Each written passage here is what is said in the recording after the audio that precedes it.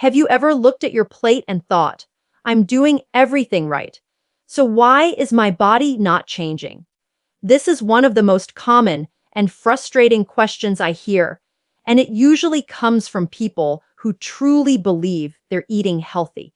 They've cut calories, switched to salads, bought low-fat products, and replaced sugar with foods labeled natural. Yet the scale refuses to move. The waistline stays the same, and energy remains low. Here's the truth most people are never told: your body does not measure health by labels, trends, or calories. Your body responds to chemistry. When you eat, every bite sends hormonal signals. Hormones decide whether you burn fuel or store it. The most powerful of these is insulin. Insulin is not evil, it's essential for life. But when insulin stays elevated for too long, your body shifts into storage mode, locking fat inside cells and preventing it from being used as energy. You can eat what looks like a clean diet and still keep insulin high all day long. That means you can be eating foods the world calls healthy while your metabolism is being told to store fat. Many people think weight gain is about willpower or laziness. It is not. It is about biology. If your hormones are pushing storage, discipline alone cannot override that signal. Imagine trying to drain a bathtub while the faucet is still running. That's what dieting without understanding hormones looks like. You reduce portions, you feel hungry, you struggle. But the internal signal to store never turns off. Here's where things get surprising. Some of the most common foods labeled healthy are actually powerful insulin stimulators. Fruit juices, whole grain cereals, low-fat yogurt, and snack bars can spike insulin faster than a dessert. They're marketed as clean fuel, but inside your bloodstream they behave like sugar. The problem is not that you lack discipline. The problem is that you've been given nutrition advice based on outdated science and marketing, not metabolic reality. Your metabolism is not broken. It is adaptive. It listens to the signals you send repeatedly. If those signals say store, it stores. If they say burn, it burns. The goal is not simply to eat less. The goal is to change the hormonal message. Once that message shifts, fat loss becomes biologically allowed, not forced through misery. So if you've been blaming yourself for not losing weight despite eating healthy, stop. This is not a character flaw. This is a signal problem. And today, we're going to decode exactly which signals keep your body stuck, why they override calorie math, and how you can flip them so your body finally works with you instead of against you. Because once you understand this, everything changes. Cravings make sense. Plateaus make sense. Even stubborn belly fat makes sense. Knowledge removes confusion, and confusion is what keeps people stuck for years.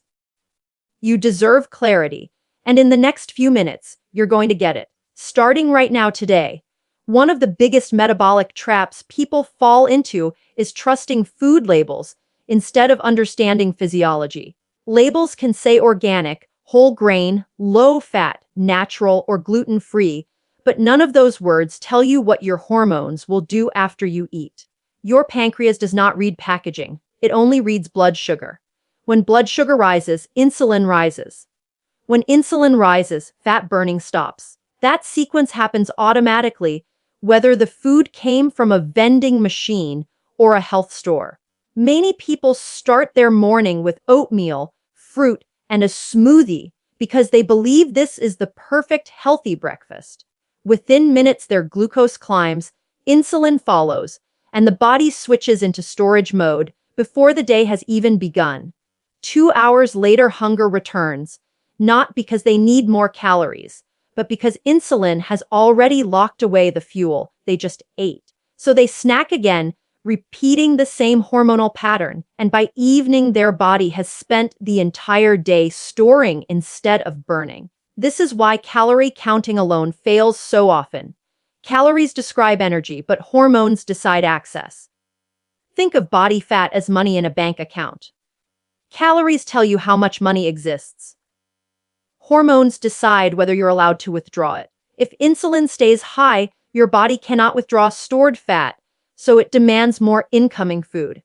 Hunger is not proof you need more calories. Hunger is often proof you cannot access the fuel you already stored. Another hidden problem is frequency of eating. Every time you eat, even a small bite, insulin rises. Modern culture encourages constant grazing: breakfast, snack, lunch, snack, dinner, dessert. That pattern keeps insulin elevated from morning until night. When insulin never drops, fat burning never turns on. Your body is metabolically locked, like a door that never gets the signal to open. What shocks most people is that stubborn weight is rarely about how much they eat in one sitting. It is about how often they trigger insulin across the day. Someone eating 6 small healthy meals may store more fat than someone eating 2 larger balanced meals, simply because their hormones never get a break. The body needs periods of low insulin to switch into fat-burning mode, repair cells, and reset appetite signals. So if you feel stuck despite eating clean, the question is not just what are you eating.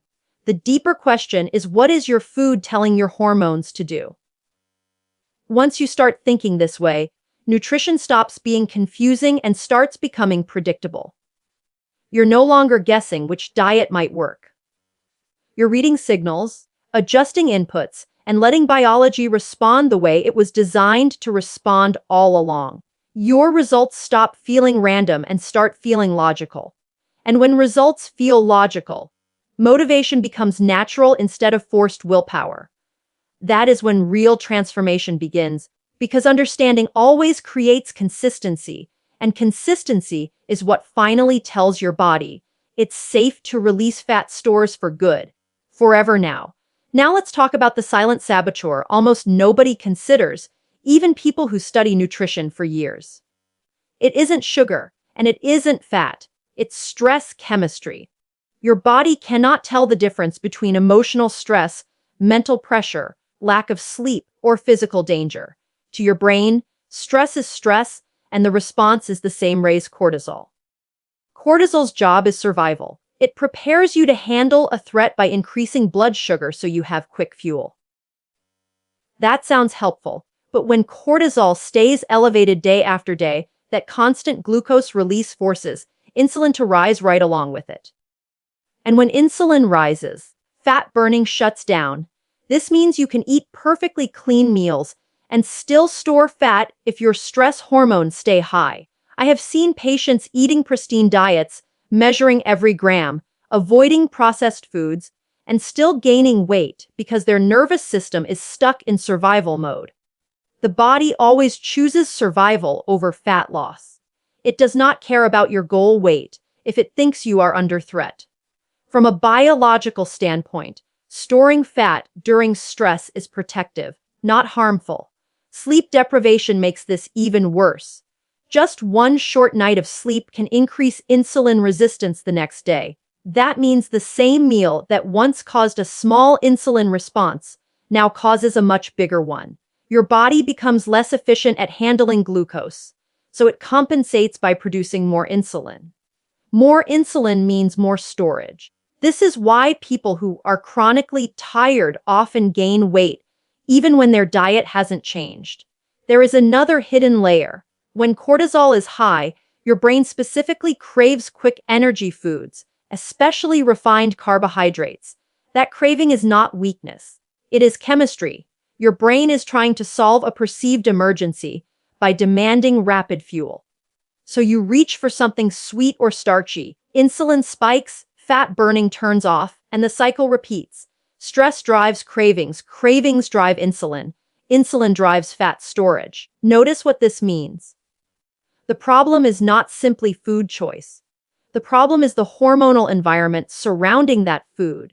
Two people can eat the exact same meal and have completely different metabolic outcomes depending on sleep, stress, and insulin sensitivity. One burns it, the other stores it.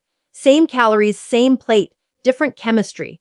This is why real fat loss requires more than a meal plan. It requires creating internal conditions that signal safety to your body. When your system senses safety, cortisol lowers, insulin stabilizes, hunger normalizes, and stored fat becomes accessible again.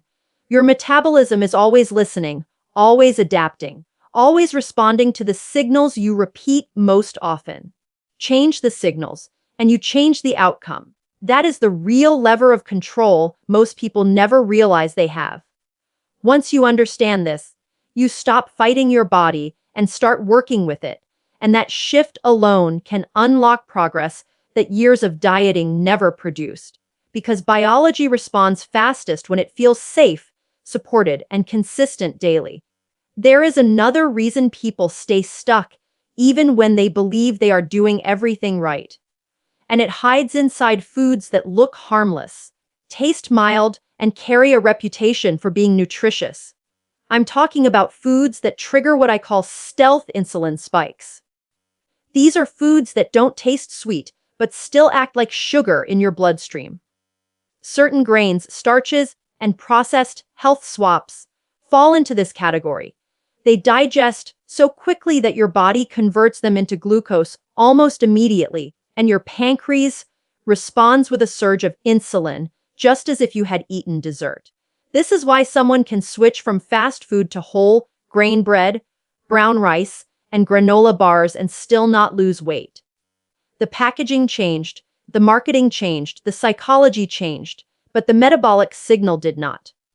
Your bloodstream only sees glucose. It does not care whether that glucose came from a candy bar or a bowl of cereal. Once glucose rises, insulin rises. Once insulin rises, fat burning pauses. The body always follows chemistry, not intention. Portion size also plays a bigger role than most people realize, even with nutritious foods. Nuts, dairy, and certain fruits are rich in nutrients, but they are also dense in energy and capable of raising insulin when eaten in large amounts or too frequently. Healthy does not mean unlimited. The body still responds to load, timing, and combination. A small portion of a food may produce a gentle hormonal response, while a large portion of that same food can trigger storage signals that last for hours. Another overlooked factor is liquid nutrition. Smoothies, juices, and blended drinks are often seen as health shortcuts, but metabolically, they behave very differently from whole foods. When food is blended, the fiber structure is broken down, which allows glucose to enter the bloodstream faster. Faster absorption means a sharper insulin response. You may feel virtuous drinking a green smoothie, but if it spikes insulin repeatedly, your metabolism interprets it as a storage command. Here's the key insight most people miss: your metabolism is pattern-based. It pays attention to what you do consistently, not occasionally. One high insulin meal will not cause long-term weight gain, but repeated spikes every day create a hormonal environment that favors fat storage. Over time, cells become less responsive to insulin, forcing your body to produce even more of it. That state is called insulin resistance, and it is one of the strongest predictors of stubborn weight that refuses to budge. The encouraging news is that patterns can be changed. When you lower the frequency and intensity of insulin spikes, your body gradually regains sensitivity. That means it needs less insulin to manage the same foods. Less insulin means more access to stored fat. And when fat becomes accessible again, your body finally shifts from storage mode into burning mode. That shift is the turning point most people have been waiting for, and it does not require starvation or extreme dieting. It requires understanding which signals keep storage turned on and deliberately replacing them with signals that allow release. That is how you unlock fat loss that feels natural instead of forced, sustainable instead of temporary, and empowering instead of exhausting for life. So the real question is not why you're still fat while eating healthy. The real question is which signals your daily habits are sending to your metabolism without you realizing it.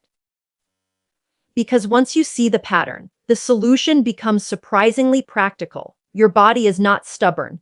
It is obedient. It simply obeys the chemistry you create through food timing, food type, stress level, and sleep quality. Change those signals, and your body has no choice but to respond differently. Start with the simplest lever: meal timing. Allowing space between meals gives insulin time to fall, And when insulin falls, fat burning can finally begin. This does not mean starving yourself. It means stopping the constant grazing that keeps your body locked in storage mode. Even extending the gap between dinner and breakfast can begin retraining your metabolism to access stored fuel. That quiet overnight window is one of the most powerful fat-burning tools available, and it costs nothing to use.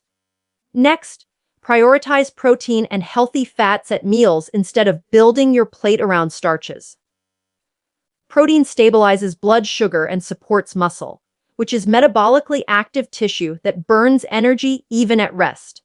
Healthy fats slow digestion and help you stay satisfied longer, which naturally reduces the urge to snack. When meals keep you full and steady, you stop riding the roller coaster of spikes and crashes that drive cravings. Then address stress and sleep as seriously as you address food. A calm nervous system tells your body it is safe, and safety is the signal that allows stored energy to be released. Simple habits like consistent sleep times, morning sunlight exposure, slow breathing, and short walks can lower stress hormones more effectively than extreme diets ever could. These habits may seem small, but biologically they are powerful switches that shift your system from survival mode into repair mode. Finally, remember that progress is a metabolic conversation, not a punishment. If something is not working, your body is giving feedback, not failing you. Listen to that feedback. Adjust. Observe. Your metabolism is dynamic, and when you cooperate with it instead of fighting it, results become steadier and far more sustainable. Most people spend years blaming themselves, thinking they lack discipline, when the real issue is that no one taught them how their physiology actually works. But now you know. Fat loss is not about eating less and suffering more. It is about sending the right hormonal message consistently enough that your body feels safe releasing what it stored. Once that message is clear, change stops feeling impossible and starts feeling inevitable. And that is the moment everything shifts, when your biology finally aligns with your effort and your body begins to reflect the health you've been trying to build all along.